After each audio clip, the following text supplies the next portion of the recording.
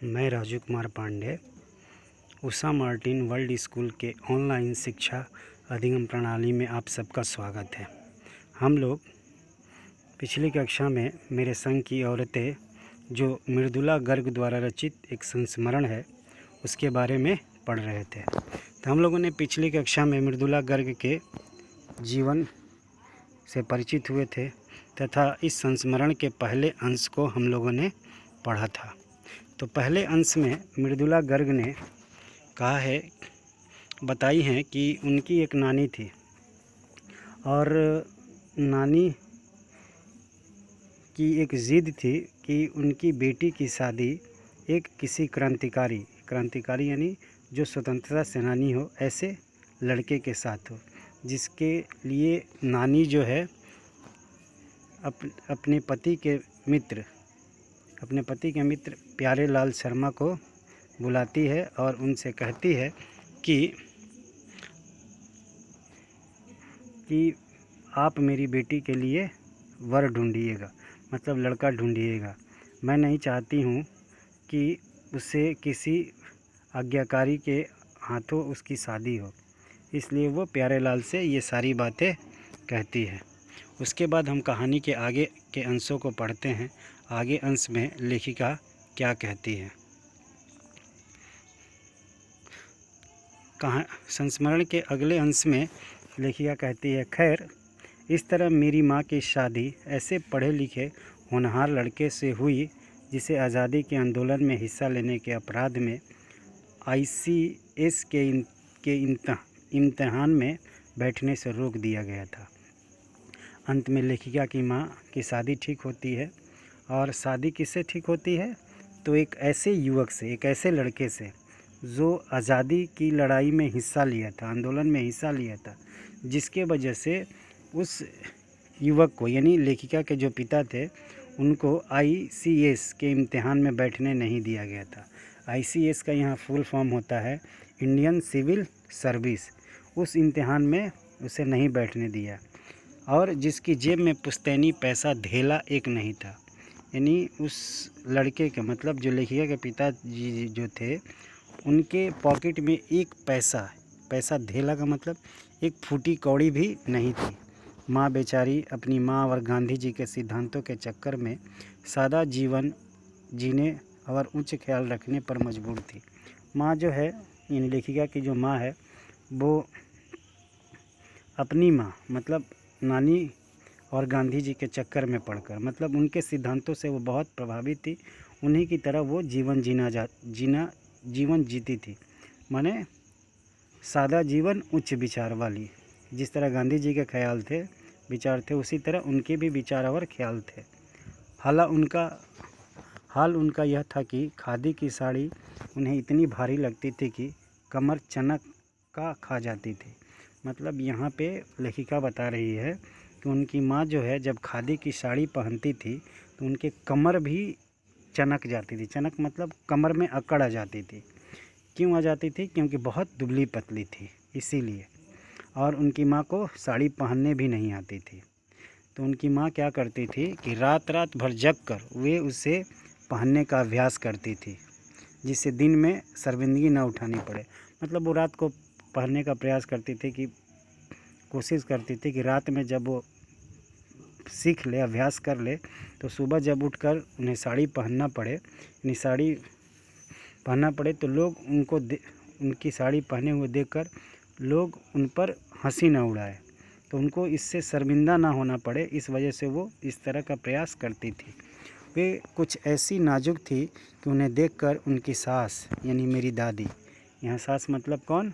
यानी लेखिका की जो दादी है, वो कहती थी, मेरी दादी ने कहा था कि हमारी बहू तो ऐसी है कि धोई पोंछी और छीके पर टांग दी। मतलब कहने का अर्थ ये है कि जैसे कपड़े होते हैं ना, कपड़े कि हमने उसे धोया, खींचा और खींचकर उसे फिर एक छीके का मतलब होता है हैंगर, यानी खूंटी, यानी जहाँ पे कील गाड़ा होता है उस पर टांग देते हैं। उसी तरह उनकी माँ भी थी। लेकिन बात ये थी, गनीमत यही थी कि किसी ने उन्हें छीके पर से उतारने की पेशकश न की। मतलब सब लोग कहते थे, लेकिन उनके सामने कोई बोलता या कुछ कहता नहीं था। क्यों नहीं की? इसकी दो वजह है। ऐसा किसी ने क्यों नहीं किया, इसकी सब दो वजह थी। पहली यही कि हिंदुस्तान कि तमाम बाशिंदों की तरह उनके ससुराल वाले भी साहबों से खासे अभिभूत थे।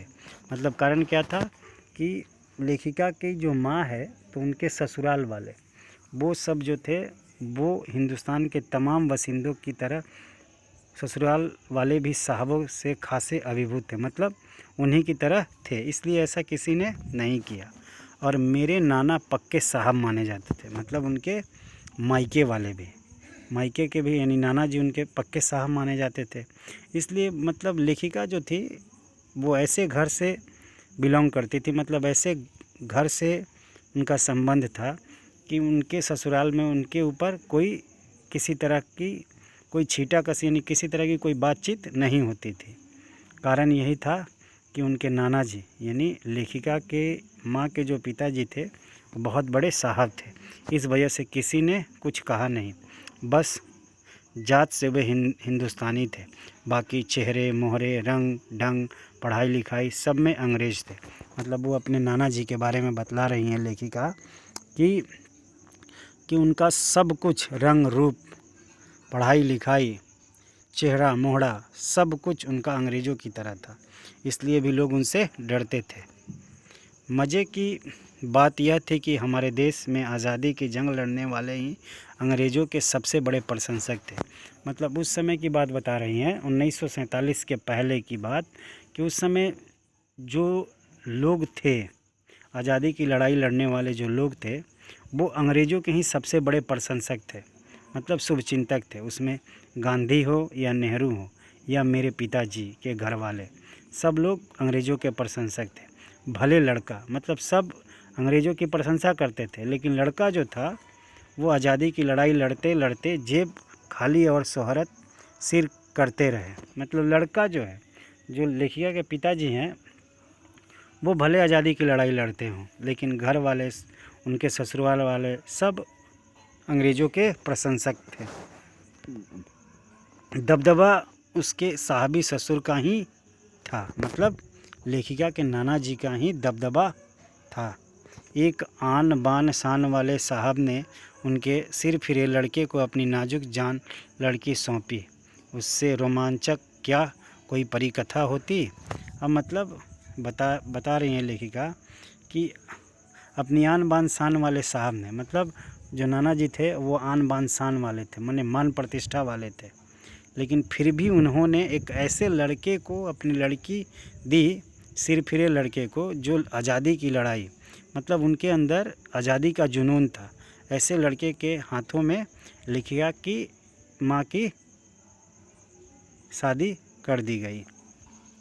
नानी की सनक भरी आखिरी ख्वाहिश और नाना की राजामंदी वे रोमांचक उपकथाएं थी। मतलब ये हुआ क्यों ऐसा, ऐसे लड़के से शादी क्यों हुई, तो ये लेखिका की नानी की क्या थी, सनक थी, सनक भरी, मतलब उनकी ज़िद थी।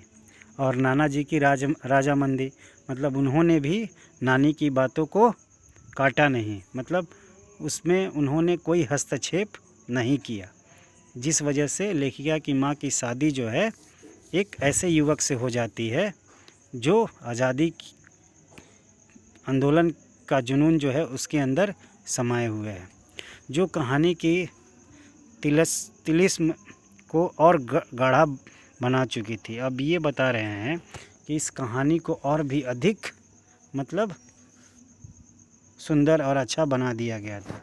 दूसरी वजह माँ की अपनी शख्सियत थी। मतलब एक तो वजह जान गए कि उनको लोग क्यों नहीं बोलते थे, और दूसरी वजह कि उनको और कोई कुछ क्यों नहीं कहता था, उसकी दो वजह थी। एक तो वो अच्छे घर की लड़की थी और उनके घर में सब साहब बड़े मान सम्मान वाले लोग थे, इस वजह से लोग उन्हें कुछ नहीं कहते थे। और दूसरी उनकी खासियत थी कि उनमें खूबसूरती, नज़ाकत, गैर दुनियादारी के साथ साथ ईमानदारी और निष्पक्षता कुछ इस तरह घुली मिली थी कि वे परिजात से कम जुदाई नहीं मालूम पड़ती। मतलब उनकी माँ में सबसे बड़ा कारण था कि वो बहुत ईमानदार थी और निष्पक्ष मतलब किसी के पक्ष में होकर वो कुछ नहीं कहती थी, निष्पक्ष होकर कोई भी बात कहती थी। तो इस वजह से भी लोग उनसे बहुत मतलब डरते थे या उनकी बातों को बहुत मानते थे। उनसे ठोस काम करवाने की कोई सोच भी नहीं सकता था। इस वजह से उनसे कोई काम भी नहीं करवाता था। घर का कोई भी काम होता था कोई उनसे नहीं कहता था करने के लिए। ये 2 कारण था, एक कि वो बड़े घर की लड़की थी, दूसरी कि वो बहुत ईमानदार और निष्पक्ष थी और नाजुक भी थी और खूबसूरत भी थी। इस वजह से लोग उनको कोई काम करने के लिए नहीं कहता था। हाँ, हर ठोस और हवाई काम के लिए उनकी ज़बानी राय ज़रूर मांगी जाती थी और पत्थर की लकीर की तरह निभाई भी जाती थी। अब काम तो वो करती नहीं थी, लेकिन कोई अगर काम होता था घर में तो उनसे उनकी राय ज़रूर ली जाती थी और वो जो राय अपनी दे देती थी, यानी जो कुछ वो कह देती थी, वो उनकी बात जो है पत्थर की लकीर की तरह सब लोगों को मानना पड़ता था। आगे है कि मैंने अपनी दादी को कई बार कहते सुना था, हम हाथी पे हल ना जुतवाया करते हैं, हम पे बैल है। मतलब कहने का अर्थ है कि हम ऐसे काम नहीं करते हैं कि जो काम बैल से करवाया जाए, अब वो उस काम को हाथी से करवाएं, ये अच्छा नहीं लगता। यानी कहने का तात्पर्य है कि अगर कोई काम जो है हमसे हो जा रहा है तो हमें दूसरे से कहने की ज़रूरत नहीं है। तो बचपन में ही मुझे इस जुमले का भावार्थ समझ में आ गया था, जब देखा था कि हम बच्चों की ममतालु परवरिश के मामले में माँ के सिवा घर के सभी प्राणी मुस्तैद रहते थे। दादी और उनकी जिठानियाँ ही नहीं, खुद मर्द जात पिताजी भी। अब बता रही हैं लेखिका कि लेखिका की माँ जो है बच्चों की देखभाल नहीं करती थी। करता कौन था? तो घर के और दूसरे लोग करते थे। कौन कौन? तो घर की दादी करती थी और घर की में जो जेठानियाँ हैं, जो बड़ी हैं घर में, वो लोग करती थी। यहाँ तक कि मर्द भी करते थे, पिताजी भी करते थे, लेकिन माँ जो है ये सारे काम नहीं करती थी। पर ठोस काम न करने का यह मतलब नहीं था कि माँ को आज़ादी का जुनून कम था। वह भरपूर था और अपने तरीके से वे उसे भरपूर निभाती रही। अब कह रही हैं लेखिका कि ऐसा नहीं कि माँ कोई ठोस काम नहीं करती थी, तो इसका मतलब ये नहीं है कि उनके अंदर आज़ादी की भावना नहीं थी। वो भरपूर थी, माने बहुत अधिक थी, लेकिन वो अपने तरीके से उस आज़ादी की भावना को निभाती थी। जाहिर है कि जब जुनून आज़ादी का हो तो उसे निभाना भी आज़ादी से चाहिए। मतलब अगर हमारे अंदर आज़ादी की भावना या स्वतंत्रता की भावना है देश की, तो उसे हमें अपनी आज़ादी की तरह, मतलब हम किसी के बंधन में पड़कर कोई काम ना करें, बल्कि अपने तरीके से आज़ाद होकर, स्वतंत्र होकर, खुले विचार से उस चीज़ को निभाएं। जिस चीज़ से पूछकर उस तरीके से नहीं, खुद अपने तरीके से, ये अपने तरीके से करना चाहिए। किसी से पूछकर कि हमें ये काम करना है या हमको ये ऐसे करना है, तो वो चीज़ हमें किसी से पूछना नहीं है, बल्कि हम खुद उसके बारे में सोचें और समझें और अपने तरीके से उसको निभाएं। हमने अपनी माँ को कभी भारतीय माँ जैसा नहीं पाया। लेखिका बता रही हैं कि वो अपनी माँ को कभी भारतीय माँ जैसा कभी नहीं पाया। ना उन्होंने कभी हमें लाड़ किया और ना हमारे लिए खाना पकाया और ना अच्छी पत्नी बहू होने की सीख दी। अब बतला रही हैं कि माँ जो है उनकी बच्चों को कभी ना प्यार किया, ना उनके लिए कभी खाना पकाया, ना बहुत अच्छी बहू बन पाई और ना पत्नी ही बनने की उन्हें सीख दी। कुछ अपनी बीमारी के चलते भी वे घर बार नहीं संभाल पाती थी, पर उसमें ज़्यादा हाथ उनकी अरुचि का था। अब बतला रही हैं कि इसका कारण क्या था। तो एक तो अपनी बीमारी की वजह से वो बीमार रहती थी, और दूसरी बात ये कि वे घर बार नहीं संभाल पाती थी। एक तो वो बीमार रहती थी और दूसरा कि वो घर बार नहीं संभाल पाती थी, और उनकी रुचि भी उसमें नहीं थी। रुचि उनकी नहीं थी, इसलिए भी वो काम नहीं करती थी। माने इच्छा नहीं थी, दिलचस्पी नहीं थी, इसलिए वो काम नहीं कर पाती थी। उनका ज़्यादा वक्त किताबें पढ़ने में बीतता था, बाकी वक्त साहित्य चर्चा में या संगीत सुनने में, और वे ये सब बिस्तर पर लेटे लेटे किया करती थी। वो करती क्या थी, घर का तो कोई काम करती नहीं थी, तो उनका समय कटे कैसे, तो वो अपने समय को कैसे बिताती थी, तो साहित्य चर्चा में, संगीत सुनने में यानी गाना सुनने में, और ये सारे काम जो है वो बिस्तर पर लेटे लेटे ही किया करती थी। फिर भी जैसा मैंने पहले कहा था, हमारे परंपरागत दादा दादी या उनकी ससुराल के अन्य सदस्य उन्हें नाम धरते थे, न उनसे आम औरतों की तरह होने की अपेक्षा रखते थे। अब बतला रही हैं लेखिका कि हमारे जो दादा दादी थे, वो उनसे किसी चीज़ की अपेक्षा नहीं रखते थे, उम्मीद नहीं रखते थे, और न उनके साथ किसी आम औरत की तरह, मतलब घर के किसी और औरतों के साथ जिस तरह वो लोग व्यवहार करते थे, उस तरह उनके साथ कोई व्यवहार नहीं करता था।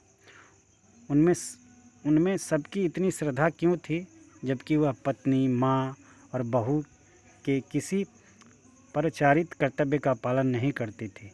साहबी ख़ानदान के रोब के अलावा मेरी समझ में 2 कारण आए।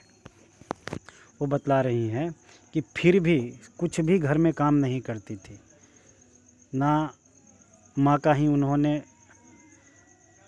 ना अच्छी तरह से माँ ही बन पाई, ना पत्नी ना बहू, कोई भी काम वो नहीं कर पाई। फिर भी लोग उनकी बड़ी इज्जत करते थे, बड़ी उनसे श्रद्धा रखते थे।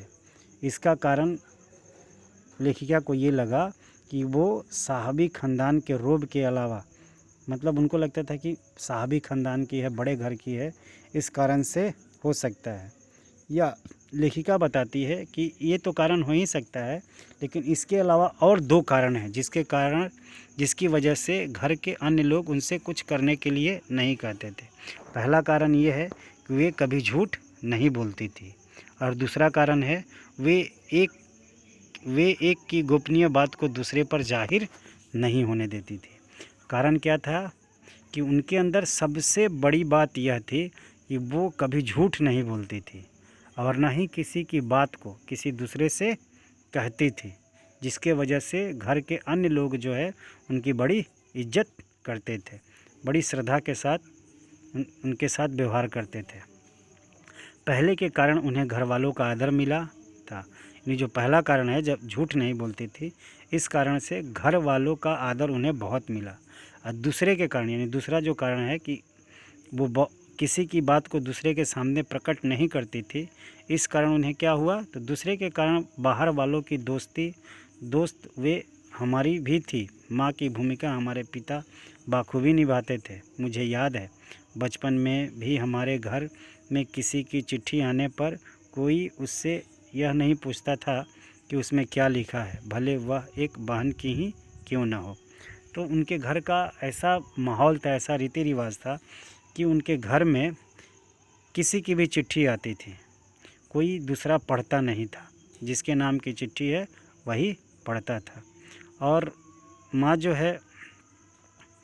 की भूमिका जो है पिताजी निभाते थे, और सब कुछ वही करते धरते थे।